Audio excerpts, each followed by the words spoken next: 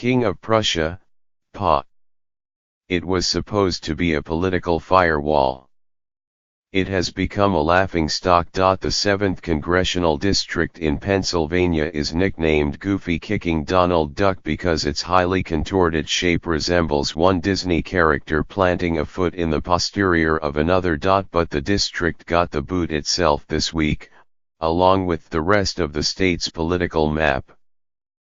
Pennsylvania's highest court said the congressional boundaries didn't just look funny, they also violated the state constitution, by unfairly favoring the Republicans who drew them. The decision was greeted with joy by Democrats, and even some Republicans, in the Goofy district, which spreads like an ink blot for 50 miles from the Philadelphia suburbs all the way out to Amish country.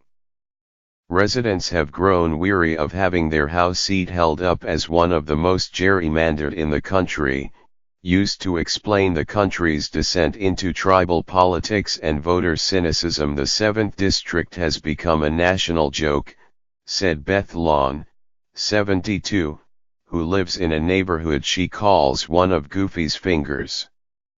It was carved from the city of Chester, predominantly poor and black, south of Philadelphia.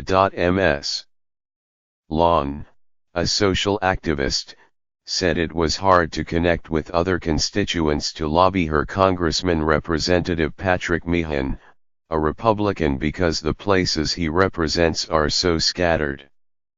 I'd have to spend hours trying to figure out where people are, she said. Residents of the 7th tell tales of confusion among next-door neighbors who have different House representatives.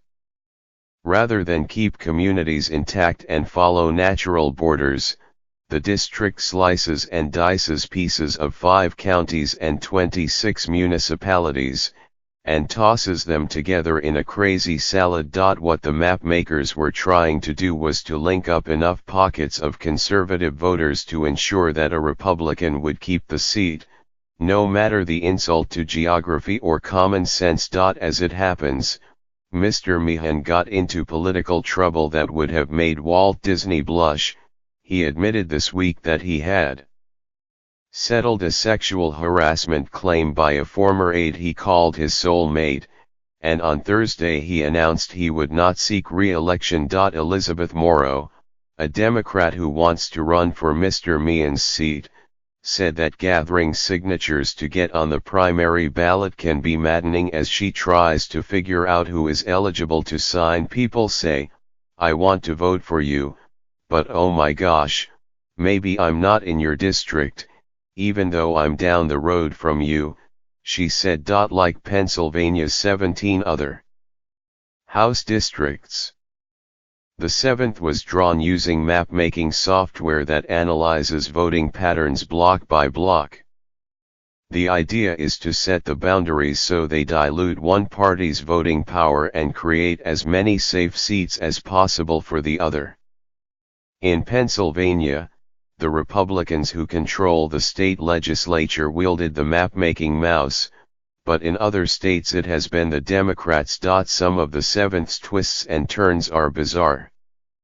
At the point on the map where Goofy's foot contacts Donald Duck's rump, the district is precisely as wide as the Brandywine Hospital. To the west, the boundary juts across the grounds of an elementary school, bisects the Kingswood Lane cul-de-sac and heads to the north of a Turkey Hill market before plunging south again, all to exclude the Democratic-leaning town of Coatesville. Jim Carney, 76, a retiree who lives near Coatesville, said districts should be drawn along community lines, not by party registration.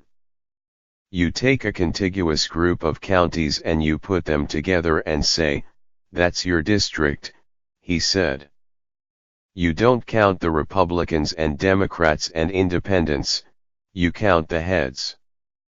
The Supreme Court long ago ruled that gerrymandering to divide voters by race was unconstitutional. But it has yet to say the same about doing it by party. The court is expected to hand down a major decision this year on whether partisan mapmaking has gone too far. In Pennsylvania, though, it was the state Supreme Court, not the federal courts, that threw out the map on Monday and ordered it redrawn in time for the midterm elections in the fall. Democrats in the 7th are not the only ones who complain about it. Dave Dumayer, chairman of the Republican Committee of Lancaster County, has never liked that the map splits his county, putting its eastern portion into the 7th to add conservative Amish voters as a counterweight to the increasingly Democratic Philadelphia suburbs. I can't say we're happy about it, Mr. Dumayer said. I think most people here would like to see Lancaster County whole again. There are zigs and zags all along the perimeter of the 7th, roping conservative rural areas in and shoving Democratic enclaves out. At the juncture where Goofy's head connects to his body in Montgomery County, the district is only as wide as a parking lot, the one at Creed's Seafood and Steaks in the community of King of Prussia. The nonprofit group that sued to overturn the Pennsylvania map, the Public Interest Law Center, recently held a fundraiser at the restaurant, the Symbolic Ground Zero of its case. Ms. Lawn, the Chester resident, was there.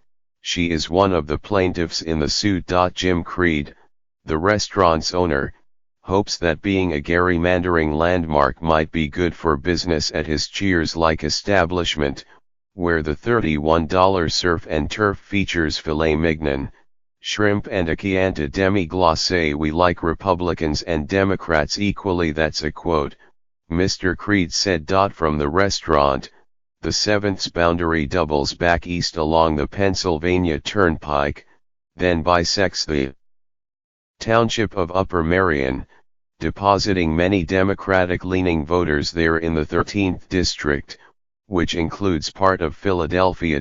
For a few blocks, the boundary runs down the middle of Valley Forge Road, named for the spot nearby where George Washington and his army huddled in the winter of 1777 in the fight for American self-government.